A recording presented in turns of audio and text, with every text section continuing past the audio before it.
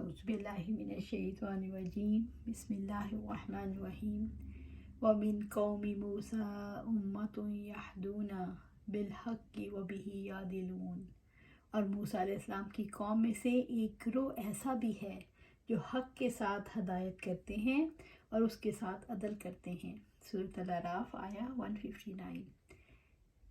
ومن قوم موسیٰ، موسیٰ علیہ السلام یعنی بنی اسرائیل سے، امتن کہ وہ جماعت ہے، موسیٰ علیہ السلام کی قوم میں سے کچھ ایسے لوگ بھی ہیں، یہدون بالحق وبہ یعدلون، جو حق کے ساتھ ہدایت کرتے ہیں اور اس کے ساتھ عدل کرتے ہیں۔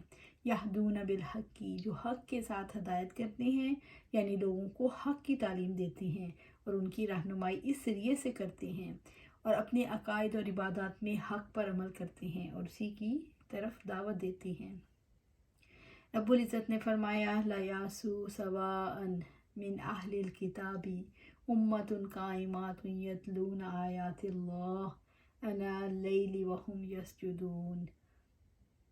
وہ سب برابر نہیں، اہل کتاب میں سے ایک جماعت قیام کرنے والی ہے جو رات کے اوقات میں اللہ تعالیٰ کی آیات تلاوت کرتے ہیں اور وہ سجدہ کرتے ہیں۔ سورۃ آل عمران آیا 113۔ وَإِنَّ مِنْ أَهْلِ الْكِتَابِ لَمَن يُؤْمِنُ بِاللَّهِ وَمَا أُنزِلَ إِلَيْكُمْ وَمَا أُنزِلَ إِلَيْهِمْ خَاشِعِينَ لِلَّهِ لَا يَشْتَرُونَ بِآيَاتِ اللَّهِ ثَمَنًا قَلِيلًا أُولَٰئِكَ لَهُمْ أَجْرُهُمْ عِندَ رَبِّهِمْ إِنَّ اللَّهَ سَرِيعُ الْحِسَابِ۔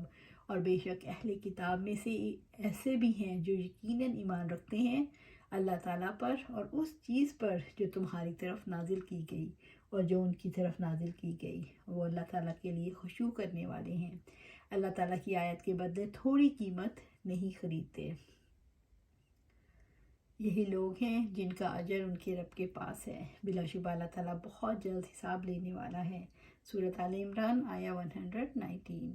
موسیٰ علیہ السلام کی قوم کے نیک لوگوں کی کیا خصوصیات بتائی گئیں؟ کچھ لوگ حق بات کرنے والے ہیں، ان میں سے کچھ لوگ انصاف کرنے والے ہیں، ان میں سے کچھ لوگ اسلام لانے والے ہیں، یعنی وہ یقین کرنے والے، ثابت قدم، کلمہ حق کی طرف رہنمائی کرنے والے، استقامت کا راستہ دکھانے والے اور اس کی طرف رہنمائی کرنے والے۔ وَبِهِ يَعْدِلُونَ، اور اس کے ساتھ عدل کرتے ہیں، وہ آپس کے جھگڑوں میں حق اور انصاف کے ساتھ فیصلہ کرتے ہیں۔ وَجَعَلْنَا مِنْهُمْ أَئِمَّةً يَهْدُونَ بِأَمْرِنَا لَمَّا صَبَرُوا وَكَانُوا بِآيَاتِنَا يُوقِنُونَ، اور ہم نے ان میں سے رہنما بنائے تھے جو ہمارے حکم سے رہنمائی کرتے تھے جب انہوں نے صبر کیا اور ہماری آیات پر وہ یقین رکھتے تھے۔ سورۃ السجدہ آیا 24۔ اب ہم دیکھیں گے آیا 160۔ وَقَطَعْنَاهُمْ اثْنَتَيْ عَشْرَةَ أَسْبَاطًا أُمَمًا، اور ہم نے ان کو 12 قبیلوں میں تقسیم کر دیا جو کئی گروہ تھے۔ اسباط بنی اسرائیل کے خاندانی قبیلے، ہم نے ان کے 12 قبیلے بنا دیے جو ایک دوسرے کو جانتے تھے، اس لیے کہ وہ سب یعقوب علیہ السلام کی اولاد تھے، ان کے ہر بیٹے کی اولاد ایک قبیلہ تھی۔ بنی اسرائیل کو 12 گھرانوں میں کیوں تقسیم کیا گیا؟ بنی اسرائیل کی شاخوں کے اعتبار انہیں تقسیم کیا گیا۔ ہر گروہ یعقوب علیہ السلام کے پوتوں میں سے کسی ایک کی شاخ تھی۔ انسانی اعتبار سے پانی کی تقسیم کے لیے 12 گھرانوں میں بانٹا، وہ ایک دوسرے کے حقوق غصب نہ کریں۔ وَأَوْحَيْنَا إِلَىٰ مُوسَىٰ إِذِ اسْتَسْقَاهُ قَوْمَهُ، اور جب موسیٰ علیہ السلام کی قوم نے اس سے پانی مانگا تو ہم نے ان کو وحی کی۔ جب موسیٰ علیہ السلام کی قوم نے ان سے پانی مانگا تو خود بھی پیاس کہ وہ خود اپنی پیاس بجھائیں اور اپنی ضروریات پوری کریں اور اپنے مویشیوں کو بھی پانی پلائیں۔ یہ صحرائے سینا کا واقعہ ہے۔ اَنِضْرِب بِعَصَاكَ الْحَجَرَ، کہ پتھر پر اپنا عصا مارو۔ اس میں یہ احتمال ہے کہ مذکورہ پتھر کوئی معین پتھر ہو، اور اس میں یہ احتمال بھی موجود ہے الحجر اسم جنس کے لیے استعمال ہوا ہو جو ہر پتھر کو شامل ہے۔ موسیٰ علیہ السلام نے پتھر پر عصا مارا۔ فَأَنبَجَسَتْ مِنْهُ اثْنَتَا عَشْرَةَ عَيْنًا، تو اس میں سے 12 چشمے پھوٹ نکلے۔ انبجست، پھوٹ نکلے، اس پتھر سے آہستہ آہستہ بہتے ہوئے چشمے پھوٹ پڑے۔ قَدْ عَلِمَ كُلُّ أُنَاسٍ مَّشْرَبَهُمْ، بلا شبہ سب لوگوں نے اپنے اپنے پینے کی جگہ معلوم کر لی۔ جب 12 قبائل کے درمیان پانی کو تقسیم کروایا گیا اور ہر ایک کے لیے اس کا چشمہ مقرر کروایا گیا تو انہوں نے اپنے پانی لینے کی جگہ کو پہچان لیا۔ یہ ان پر اللہ تعالیٰ کا بہت بڑا انعام تھا۔ پانی کی وجہ سے ضروریات بھی پوری ہو گئی اور تھکاوٹ بھی دور ہو گئی۔ وَظَلَّلْنَا عَلَيْهِمُ الْغَمَامَ، اور ہم نے ان پر بادلوں کا سایہ کیا۔ اللہ تعالیٰ رب العزت نے اپنی بنی اسرائیل پر اپنے انعامات کا ذکر فرمایا کہ جب وہ موسیٰ علیہ السلام اور ہارون علیہ السلام کے ساتھ طیہ کے مقام پر اللہ پر تھے تو اللہ تعالیٰ نے بادل بھیجے۔ وہ سفید رنگ کے ٹھنڈے بادل تھے، انہوں نے سورج کو ڈھانپ لیا۔ یہ بادل انہیں سورج کی حدت سے بھی بچاتا تھا۔ انزلنا علیہم المن وسلویٰ، اور ان پر من و سلویٰ اتارا۔ من شہد کی طرح میٹھا ہوتا تھا، وہ شبنم کی طرح رات کو درختوں پر گرتا تھا۔ سلویٰ معروف آسمانی پرندے جن کا گوشت لذیذ تھا۔ نبی کریم صلی اللہ علیہ وسلم نے فرمایا کھمبی من میں سے ہے اور اس کا پانی آنکھوں کے لیے شفا ہے۔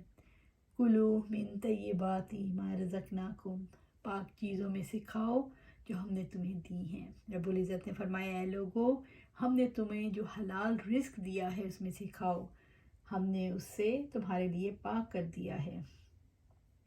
وما ظلمونا ولکن كانوا انفسهم یظلمون، اور انہوں نے ہم پر ظلم نہیں کیا بلکہ اپنی جانوں پر ہی وہ ظلم کرتے تھے۔ وما ظلمونا، انہوں نے اپنے انبیاء کے سامنے سرکشی کی، اپنے رب کی اطاعت نہ کر کے ہم پر ظلم نہیں کیا۔ وَلَكِنْ كَانُوا أَنفُسَهُمْ يَظْلِمُونَ، بلکہ اپنی جانوں پر ہی وہ ظلم کرتے تھے۔ انہوں نے اللہ تعالیٰ کی ناراضگی کے کام کر کے اپنی جانوں پر ظلم کیا۔ انہوں نے خود کو ہر طرح کی بھلائی سے محروم کر کے خود پر ظلم کیا۔ اللہ تعالیٰ نے بنی اسرائیل کے لیے صحرا میں تمام ضروریات سے زندگی مہیا کر دی۔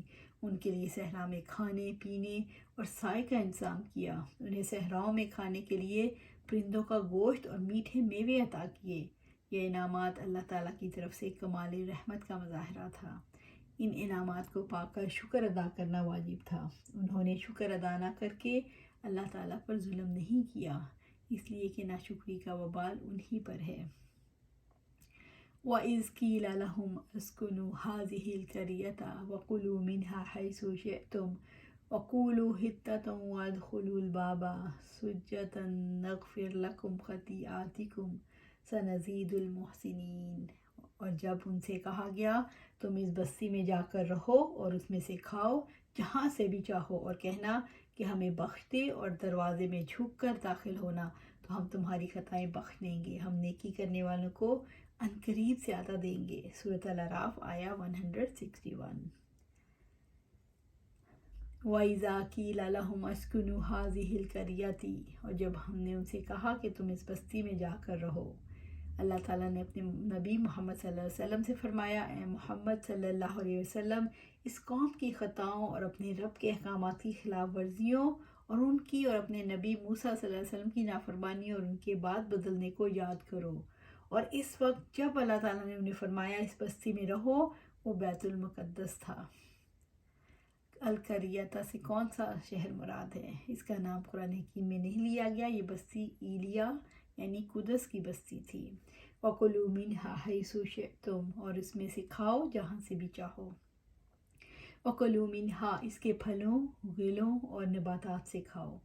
حَيْثُ شِئْتُمْ، جہاں سے چاہو، یعنی بستی میں پھل دار درخت اور زندگی گزارنے کے لیے وافر ضروریات زندگی مقرر ہیں، اس لیے فرمایا جو چیز چاہے کھاؤ۔ وَقُولُوا حِطَّةٌ وَادْخُلُوا الْبَابَ سُجَّدًا، اور کہنا کہ ہمیں بخش دے اور دروازے میں جھک کر داخل ہونا۔ وَقُولُوا حِطَّةٌ، بنی اسرائیل کو رب العزت نے حکم دیا جب تم بستی کے دروازے میں داخل ہو تو کہتے جانا ہمارے گناہوں کو معاف کر دے اور انہیں ہم سے دور کر دے، یعنی یہ ان کی توبہ کا اعلان تھا۔ وَادْخُلُوا الْبَابَ سُجَّدًا، اور وہ دروازے میں جھک کر داخل ہونا یعنی رکوع اور خضوع کرتے ہوئے داخل ہو۔ انہیں سجدہ کرتے ہوئے خضوع کے ساتھ داخلے کا حکم دیا گیا، یعنی رب کے غلبے کے سامنے خشوع و خضوع، انکساری اور بخشش کی طلب کرنے کا حکم دیا گیا۔ شہر میں داخلے پر کیا شرائط عائد کی گئیں؟ شہر میں داخل ہوتے وقت مخصوص دعائیں پڑھیں، سجدہ ریز ہوتے ہوئے داخل ہوں، اللہ تعالیٰ کی طرف سے ملنے والی فتح پر شکر ادا کریں۔ رسول اللہ صلی اللہ علیہ وسلم کا مکہ فتح کرتے ہوئے کیسا رویہ تھا؟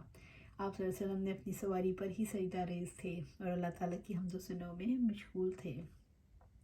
نغفر لکم خطیئاتکم سنزید المحسنین، تو ہم تمہاری خطائیں بخش دیں گے، ہم نیکی کرنے والوں کو عنقریب زیادہ دیں گے۔ اللہ تعالیٰ نے بنی اسرائیل سے وعدہ کیا کہ ان کے گناہ معاف کر دیں اور کوئی مواخذہ نہ کریں۔ سنزید المحسنین، ہم نیکی کرنے والوں کو عنقریب زیادہ دیں گے، اور اللہ تعالیٰ کے لیے متی ہیں۔ ان سے اللہ تعالیٰ کا وعدہ ہے ان کی خطائیں بخش دیں۔ جو نیکی کی روی اختیار کرے گا تو اللہ تعالیٰ کا وعدہ ہے کہ اللہ تعالیٰ اس کے لیے دنیا اور آخرت کی بھلائی میں اضافہ کرے گا اور اپنے مزید انعامات سے بھی نوازے گا۔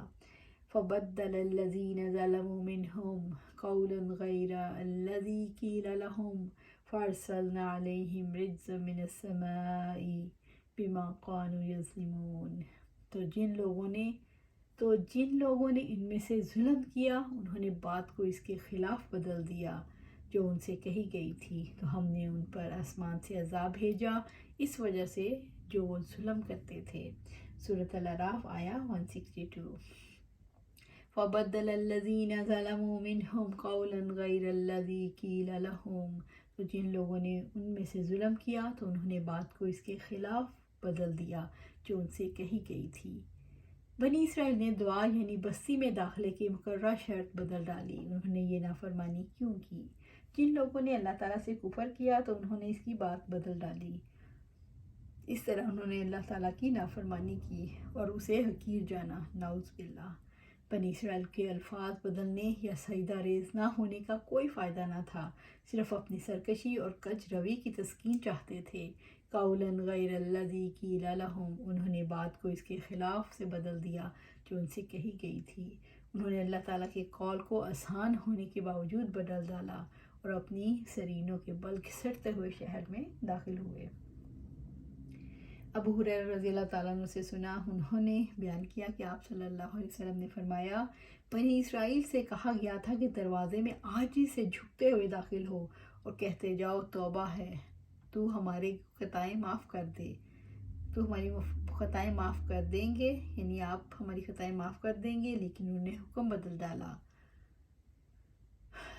جو چوتڑوں کے بل گھسٹتے ہوئے داخل ہوئے اور یہ کہا کہ ہم کو بالیوں میں دانا چاہیے، یعنی کھانے پینے کے لیے دنیا کی غرض لے کر آئے۔ انہوں نے قول بدل ڈالا اور فعل بھی بدل ڈالا، نہ تو سجدہ کرتے ہوئے آئے اور نہ ہی معافی مانگتے ہوئے آئے، دنیا مانگتے ہوئے آئے۔ فَأَرْسَلْنَا عَلَيْهِمْ، جب بنی اسرائیل نے اللہ تعالیٰ کی نافرمانی کی تو اللہ تعالیٰ نے ان پر بھیجا رِجْزًا مِنَ السَّمَاءِ، آسمان سے عذاب۔ یہ عذاب یا تو طاعون کی شکل میں تھا یا کوئی آسمانی عذاب، بِمَا كَانُوا يَظْلِمُونَ، اس وجہ سے وہ ظلم کرتے تھے۔ عذاب دے کر اللہ تعالیٰ نے ان پر ظلم نہیں کیا بلکہ وہ خود اپنی جانوں پر ظلم کرتے تھے۔ بنی اسرائیل کی اخلاقی حالت اتنی پست ہو چکی تھی کہ انہوں نے اللہ تعالیٰ کے مذکورہ تمام احسانات کو فراموش کر دیا اور سرکشی و نافرمانی ان کا شیوا بن گئی، اور اللہ تعالیٰ کے احکام کا مذاق اڑانا ان کی فطرت ثانیہ بن گئی۔ جب اللہ تعالیٰ انہیں کوئی حکم دیتا اس کی نافرمانی کرتے اور اس کے ساتھ حقارت امیز معاملہ کرتے۔ اس واقعے سے کیا پتہ چلتا ہے؟ اس واقعے سے پتہ چلتا ہے کہ اللہ تعالیٰ کی نافرمانیاں کرنے والے عذاب کے مستحق ہوتے ہیں۔